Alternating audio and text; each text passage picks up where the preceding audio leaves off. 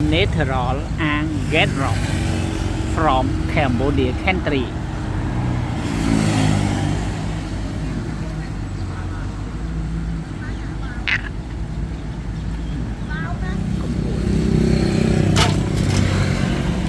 សាច់គាត់អញ្ចឹងហើយនេះបើកម្រិតតាំងស្អាតបាទរូបរាងខាងក្រៅគាត់អញ្ចឹងហើយនៅពេលដែលយើងបំបែកគាត់មកគាត់មានសាច់អាហ្គេតលាយជាមួយគ្រីស្តាល់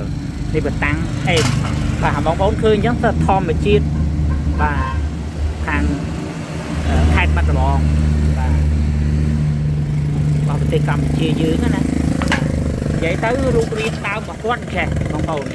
នេះគាត់មូលអញ្ចឹងណានៅអញ្ចឹងយើងរឿងអត់ដឹងតែតើយើងយកមកកាត់នេះមកកាត់ចេញសាច់អាហ្គេតអីចឹងទៅនេះរូបរាងគាត់ចឹងណាបាទ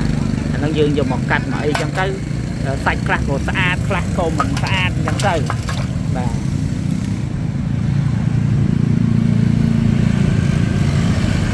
ខាងក្រៅបើយើងមើលធម្មតាអត់ចេះមើលយើងគិតថាថ្មធម្មតាយើងអត់រើសទេ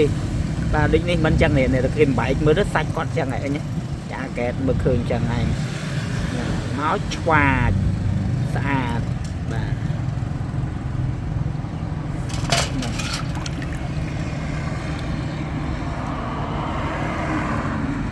ច្បាស់អត់បងប្អូនថតពេលព្រឹកអត់ទៅមានពលឺ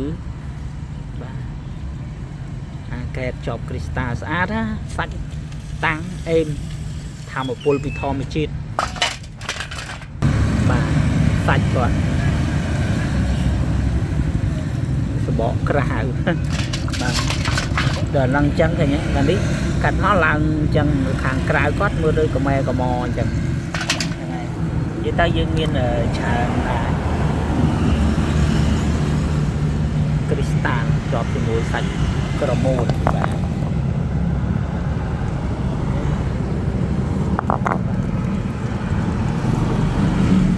អត់តន់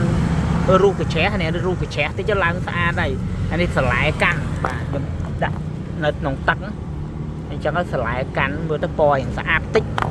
យើងរូបតិចទៅបាទរូបកញ្ច្រាស់តិចទៅស្អាតហើយ